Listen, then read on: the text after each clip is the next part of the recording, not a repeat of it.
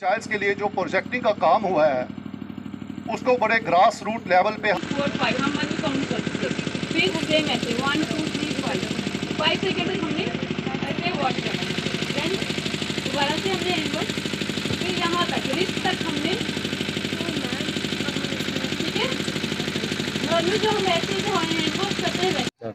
Sir, Nehru युवा केंद्र के साथ जल शक्ति केंद्र राजौरी के साथ भी मैं जुड़ा हुआ हूं और ये जो कार्यक्रम किया गया मकसद एक ही था कि हमारा जो टारगेट ग्रुप है, हमारा जो युवा है, हमारा जो यूथ है, उसको एम्पावर किया जाए, उसे एमेंसिपेट किया जाए।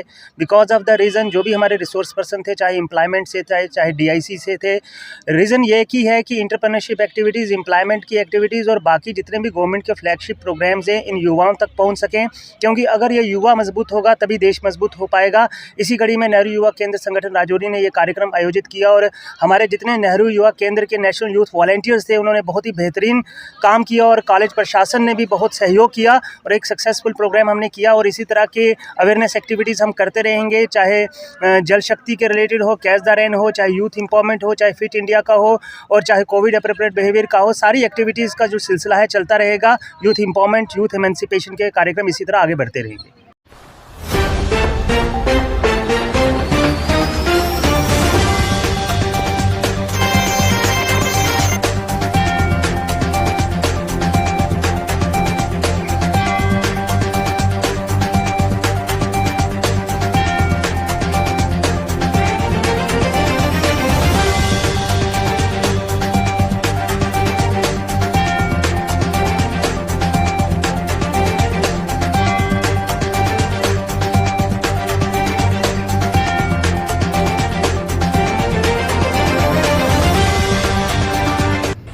भाई साहब क्या नाव तो कत रोजान गुलाम मोहद्दीन बाबा नाव कत रोजान बस नद खै रोजान तो क्या मुश्किलात मे मुश्किलात यम यारबल बनो अत वार्ड डी अच्छा तो यमन कर तथ काम बराबर कह न आय यम ये अफसर नद खै ब्लॉक अफसर आय और नजर जहन यमो त्र सीमत 10 टप तो बे त्रिक 4-5 किलो यह सा यह सीमट अच्छा सीमट अत न सेख वेख कहें यमो त्रो क्या सूर अच्छा सूर त्रोवस मे न सेख न कह चीज न कह दलील तो लिहाजा कर न नजर दिवान न और तरान फिक्र अत क्या गथान यम न पक चीज बना कह यम न ये अफसर नजर और मतलब यम ब्लॉक अफसर यम पक दिवान नजर कह हुमन यह खुश गी करान तो लिहाजा कर तथ 2 लाख किन कोता 2 लाख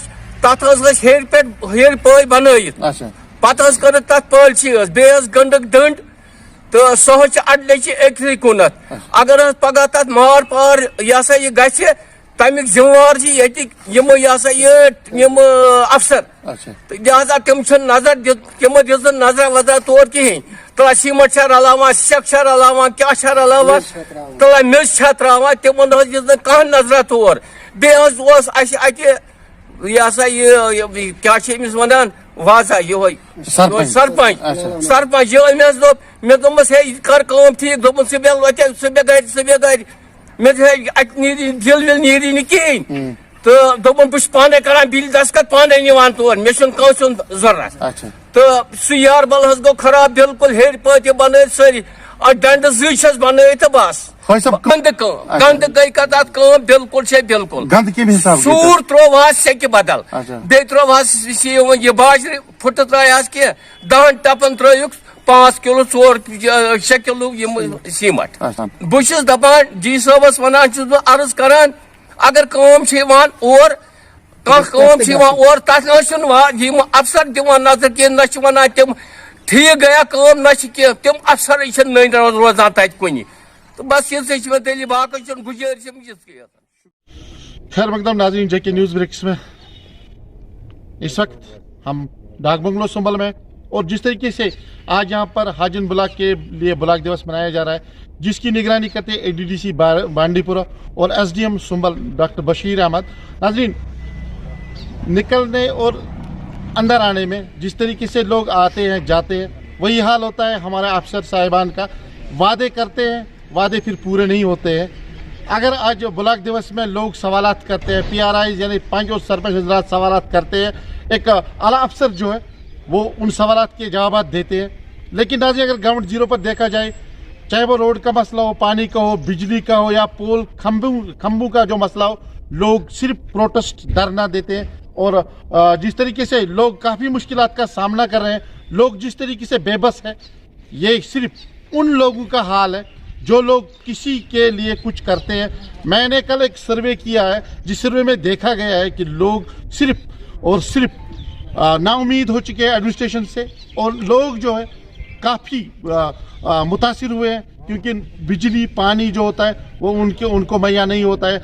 आज ब्लॉक दिवस मनाया गया, यहाँ पर एसडीएम सुंबल और एडीडी बांडीपोरा जो है वो इस की निगरानी करते हैं। सवालात पूछे जा रहे हैं और उनको जवाब दिए जा रहे हैं। नाज़रीन, आने वाला समय हमें यही बताएगा कि लोग किस तरीके से इन ब्लॉक दिवसों से मुतमईन है, क्योंकि ग्राउंड जीरो पर काम होना चाहिए। क्या वो हो रहा है, आने वाला समय हमें बताएगा।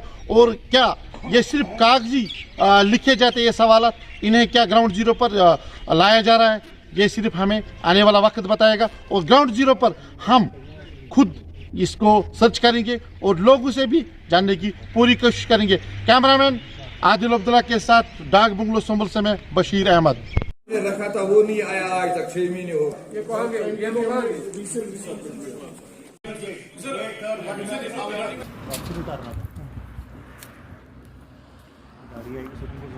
इन्फोर्समेंट विंग का मैन जो है, ये जो भी गाड़ियाँ ट्रांजिट में होती हैं उनको चेक करना है, और उसमें जो भी सामान आ रहा है क्या उनकी बिलिंग प्रॉपर है, क्या उनके साथ ई-वे बिल हैं। और उसी ड्राइव को कंटिन्यू करते हुए हमने कल भी अराउंड 70,000 के अराउंड पेनल्टीज़ इम्पोज़ की हैं, और साथ में लोगों को अवेयर भी किया है कि जो भी आपका सामान आता है उसको प्रॉपर बिलिंग पे लाएँ, ताकि उसमें टैक्स एवेजन ना हो। देखिए, यहाँ पे अलग अलग सेक्शंस हैं, डिपेंड करता है कि किसका किस तरह का ऑफेंस है, उसी हिसाब से उसको पेनल्टी इम्पोज़ की जाती है, और पेनल्टीज़ काफ़ी हैवी होती हैं।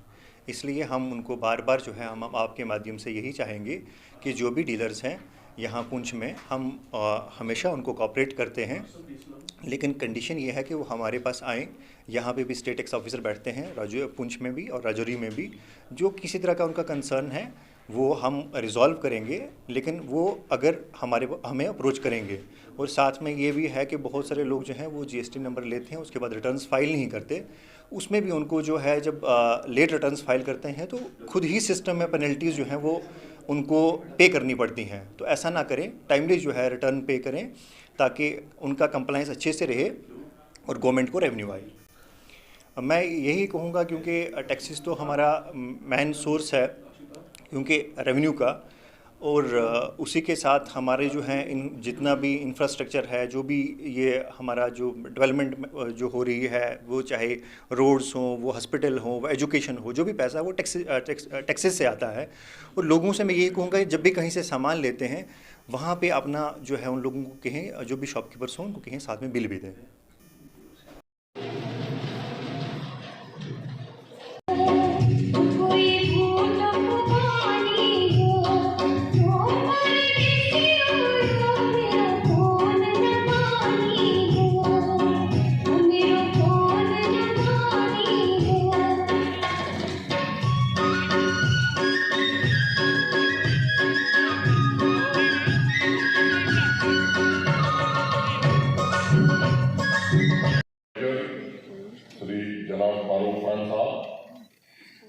जम्मू कश्मीर संघ राज्य क्षेत्र के मुख्य सचिव डॉक्टर अरुण कुमार मेहता जी,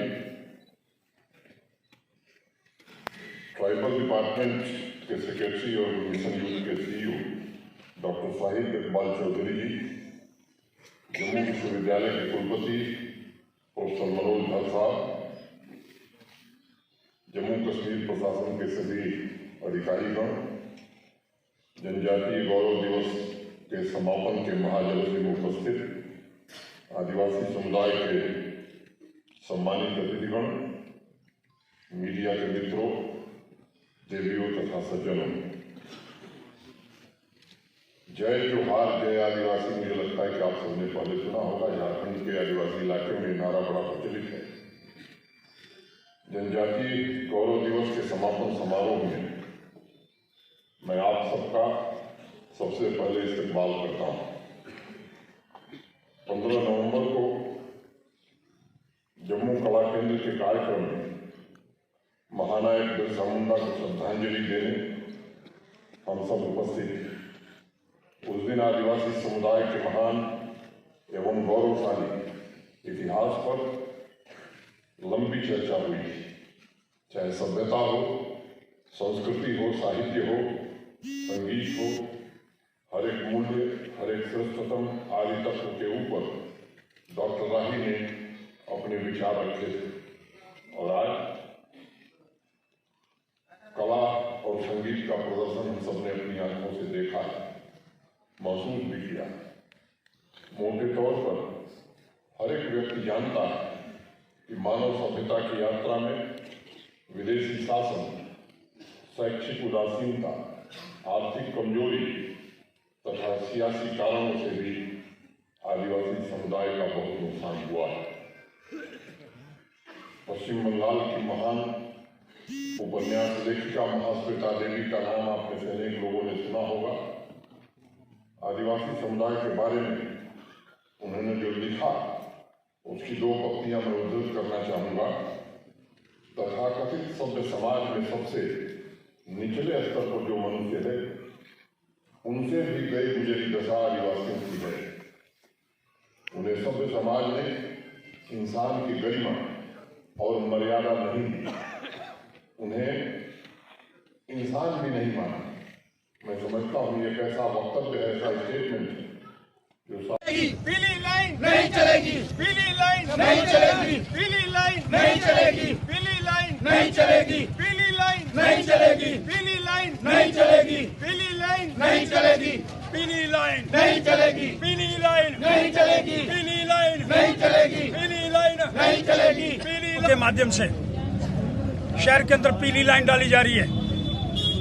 म्युनिसिपल कॉरपोरेशन के हाउस के अंदर कोई पास नहीं हुआ, एग्जीक्यूटिव बॉडी के अंदर पास हुआ है। और एग्जीक्यूटिव बॉडी के अंदर पास होने के बाद जब तक हाउस के अंदर नहीं आएगा तब तक कानून नहीं बन सकता है। सेक्शन 50 बड़ा स्पष्ट कहती है कि municipal corporation commissioner can't work without the consent of the house.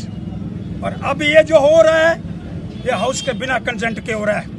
Municipal corporation की एम्प्लॉई है सेक्शन 50 और म्युनिसिपल कॉरपोरेशन एक्ट के अंदर लिखा हुआ है commissioner is the employee of the corporation, he will get the payment through corporation but he can't work as a commissioner, he must get the guidance of the body, housing body जो उस पास करेगा उसके मुताबिक municipal counsellor जी को commissioner काम करेगी।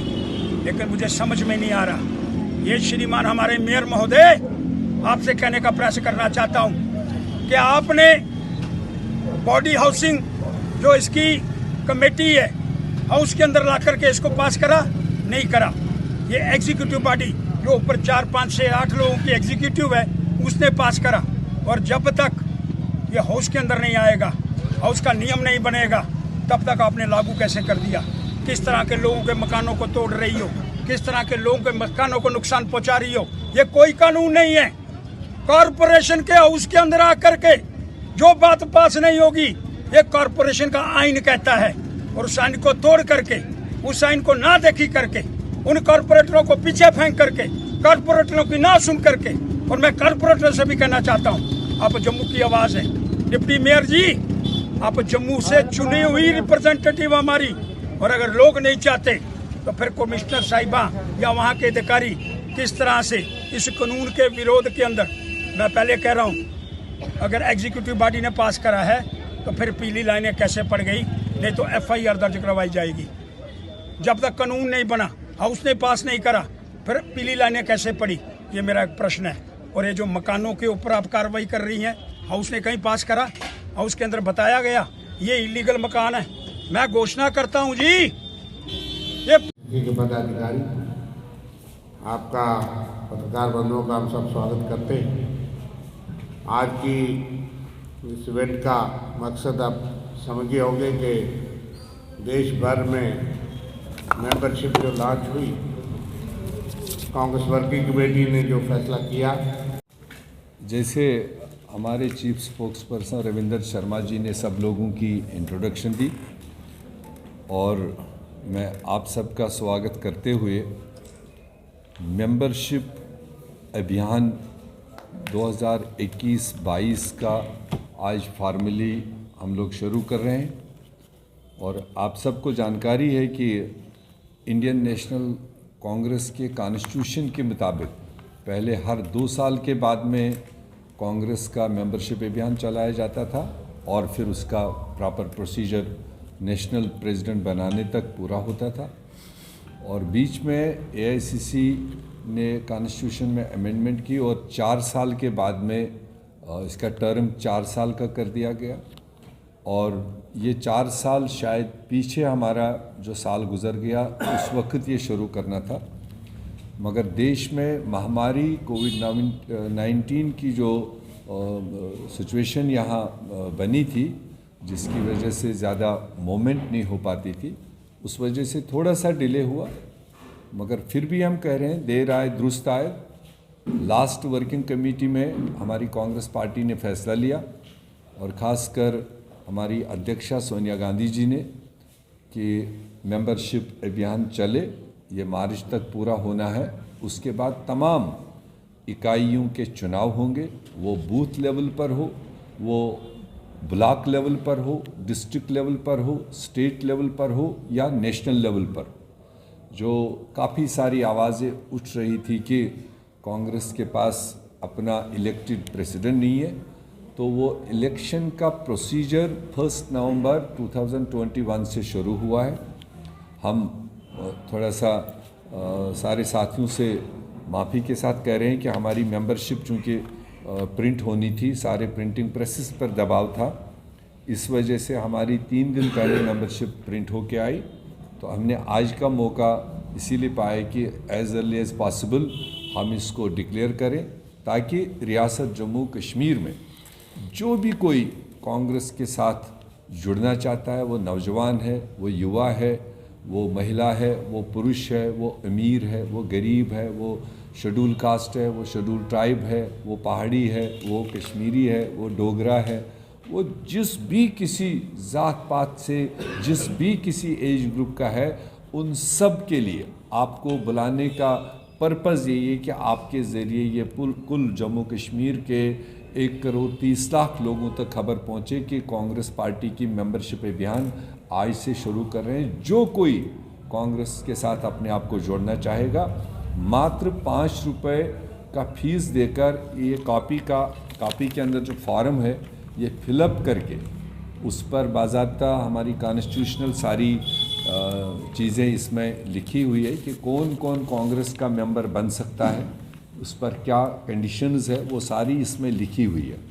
और वो सारे लोग 5 रुपये का फ़ीस देकर इस पन्ने को भर के अपना दस्तखत करके अपनी डिटेल देकर प्राइमरी मेंबर कहलाए जाए। कहूँगा कि 30 तारीख को हमारी जम्मू कश्मीर की पूरी जितनी भी लीडरशिप है, तमाम लीडरशिप जो है, हम जो जितने पार्लियामेंटर हैं उनके मिलने की कोशिश करेंगे, सबके दरवाजे को।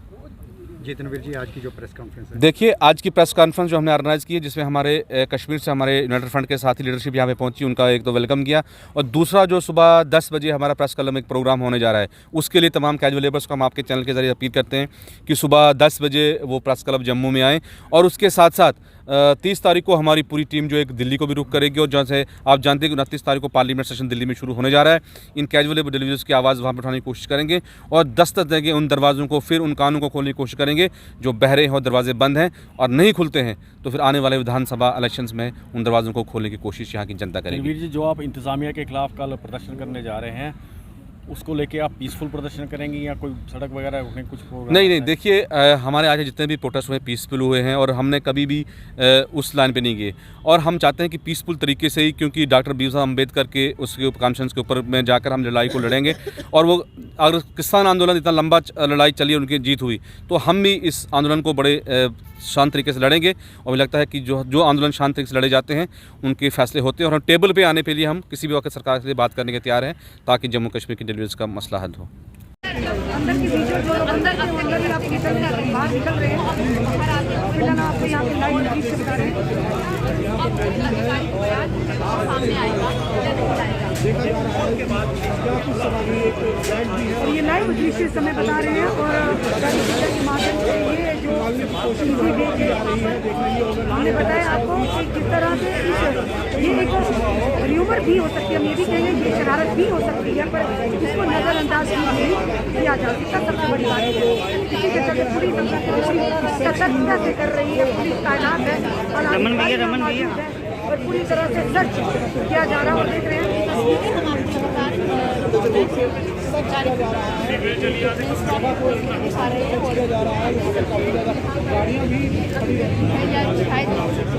अंदर काम करने वाले ये लोग तस्वीरें जानीपुर की की तरफ बाहर की हैं। ये परेशानी का माहौल है, ऐसा माहौल कहीं भी हो सकता है। अगर होगा तो लोगों में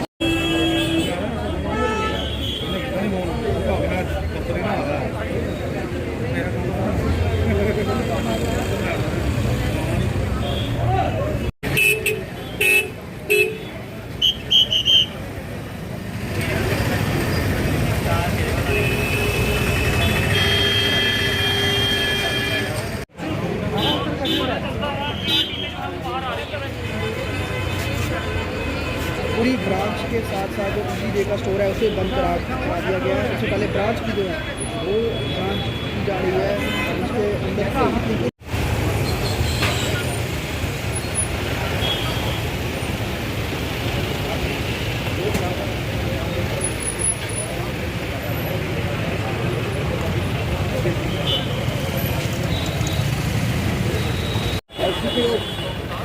जो है वो यहाँ पर मौजूद है। के खिलाफ यहाँ पर के बैंक की ब्रांच यहाँ पर कोशिश करेंगे जाने की आखिरकार क्या है, क्या ये एक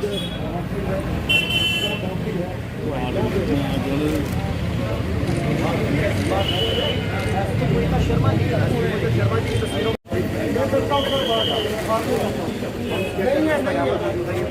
मैं करता हूँ।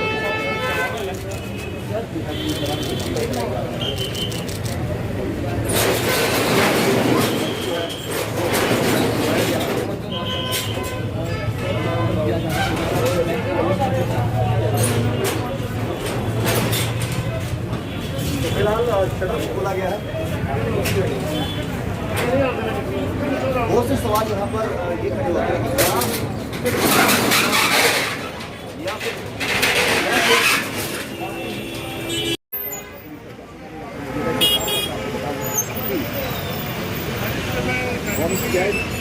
यहाँ पर मौजूद थी, लेकिन क्या ये कर और धमाका किया जाए या फिर अफरा तफरी फैलाई जाए, इस तरह की जानकारी मिलती रही है। लेकिन फिलहाल जम्मू में काफ़ी अरसे से किसी तरह का कोई इस तरह का हमला नहीं हुआ है, तो हो सकता है कि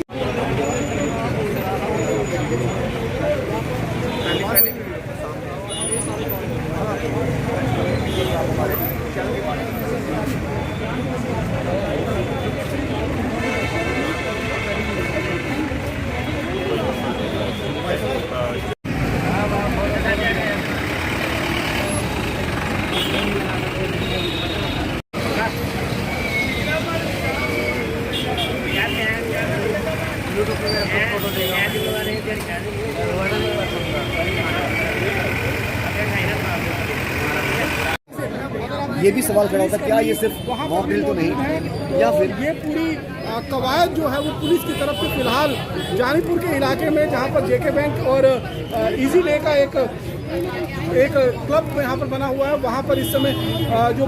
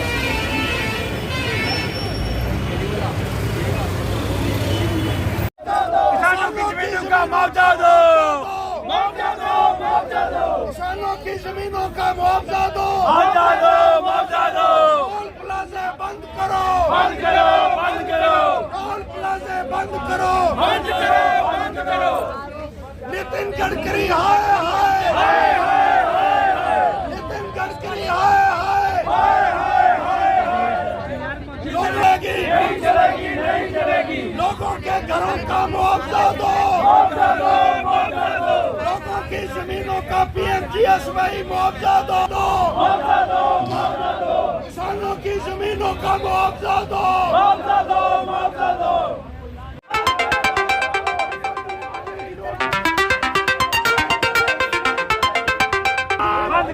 बंद करो, किसानों की जमीनों का मुआवजा दो, किसानों की जमीनों का मुआवजा। आज का जो प्रोटेस्ट नितिन गडकरी के टूर को लेके आपने किया? देखिए, नितिन गडकरी जी यहाँ आ रहे हैं, अच्छी बात है आए, लेकिन हमने तो काले झंडों से स्वागत किया उनका। किस लिए किया? क्योंकि ऐलान करते हैं वो, अमल कोई नहीं होता। आपने जो 6 साल पहले या 7 साल पहले ऐलान किए थे नितिन गडकरी जी, मैं उसके बारे में आपसे पूछना चाहता हूँ। बहुत सारी सड़कों के आपने उस वक्त ऐलान किए थे जो आज कहीं भी नहीं है।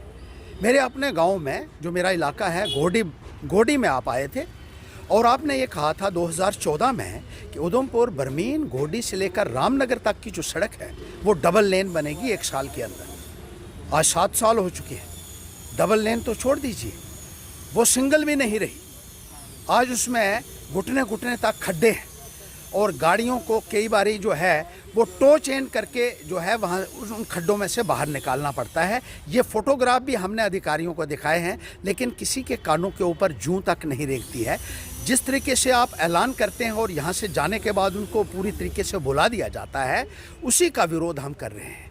रामनगर, बसंतगढ़, डुड्डू, लाटी, चनैनी को हाईवे बनाने की बात की जाती रही है।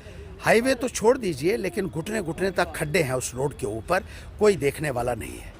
और इसी तरीके से जो PMGSY के तहत सड़कें मंजूर हुई थी, लोगों से ज़मीनें ले ली गई, उन ज़मीनों का कोई मुआवजा नहीं दिया गया है। 6-6, 7-7 सालों से लोग मुआवजे के लिए तरस रहे हैं। दफ्तरों के चक्कर काट काट कर लोगों के जूते घिसके हैं, लेकिन कोई उनकी सुनवाई करने वाला नहीं है। आपने जिस तरीके से उनकी ज़मीनें ज़ोर ज़बरदस्ती से क्या छीनी है, हम ये पूछना चाहते हैं। और अगर प्रावधान था तो अभी तक मुआवजा क्यों नहीं मिला? मकानों का मुआवजा क्यों नहीं मिला? रोड अलाइनमेंट में जो घर आए थे उनको उसी वक्त जो है वो तोड़ दिया गया और ये कहा गया कि जल्द से जल्द मुआवजा मिलेगा। 8-8 साल लोगों को इंतज़ार करते हो गए हैं कि उन मकानों का उनको मुआवजा मिलेगा।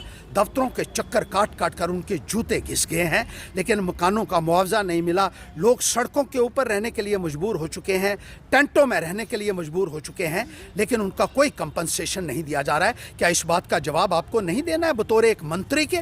और इसी तरीके से जिस तरीके से ये हाईवे है उधमपुर टू चनैनी तक, 7 साल पहले इसका काम शुरू हुआ।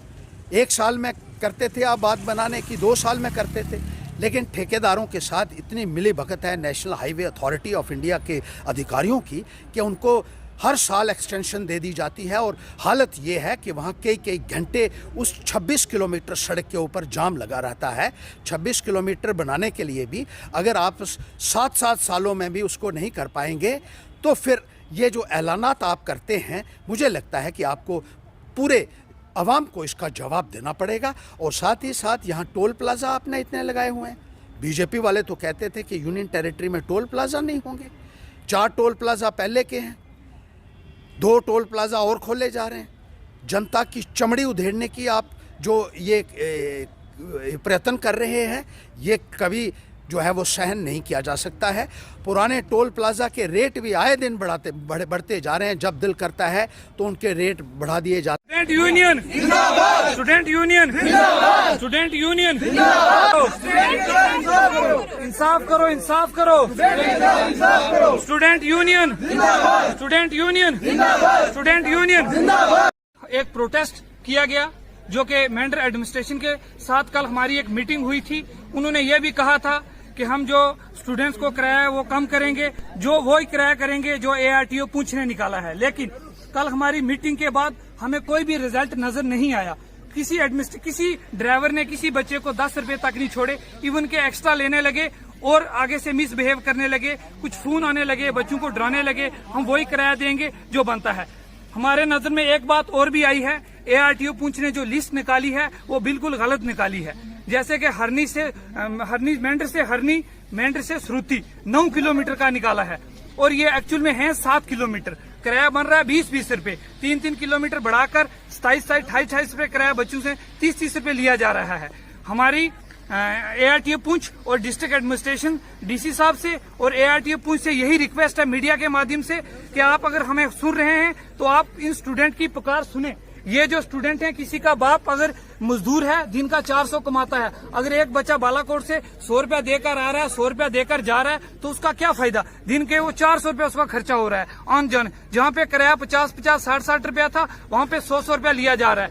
हम मीडिया के माध्यम से डिस्ट्रिक्ट एडमिनिस्ट्रेशन पुंछ और ARTO पुंछ से यही डिमांड करते हैं कि जो हमारी ये फेयर लिस्ट है वो निकाली जाए ताकि स्टूडेंट को कुछ राहत मिल सके। आपने ये जो घोटाला करके लिस्ट निकाली हुई है, ये स्टूडेंट इसके अपोज करते हैं। अगर आपने विद इन डेज में हमें नोटिफाई नहीं किया, आपने फेयर लिस्ट नहीं निकाली, तो स्टूडेंट जो प्रोटेस्ट पे आएंगे, अगर कोई भी कैजुअलिटी किसी भी तरीके की होती है तो उसके रिस्पॉन्सिबल ARTO पुंछ होगा, उसका रिस्पॉन्सिबल DC साहब होंगे। DC साहब को ये चीज देखनी पड़ेगी। तो ये चीज बताई जाए कि स्टूडेंट से किराया एक्स्ट्रा लिया जा रहा है, जो कि उनको हम पे नहीं कर सकते हैं, क्योंकि सबसे ज्यादा ट्रैवल करने वाला जो है वो एक स्टूडेंट है। इसलिए हम इस मीडिया के थ्रू ये अपनी बात पहुंचाना चाहते हैं कि इस पर गौर व फिक्र की जाए। कमिश्नर सेक्रेटरी जो ट्रांसपोर्ट के हैं, प्रिंसिपल सेक्रेटरी हैं, जो ARTO पुंछ है, हम उनसे गुजारिश करते हैं कि इस मसले पर गौर व फिक्र की जाए और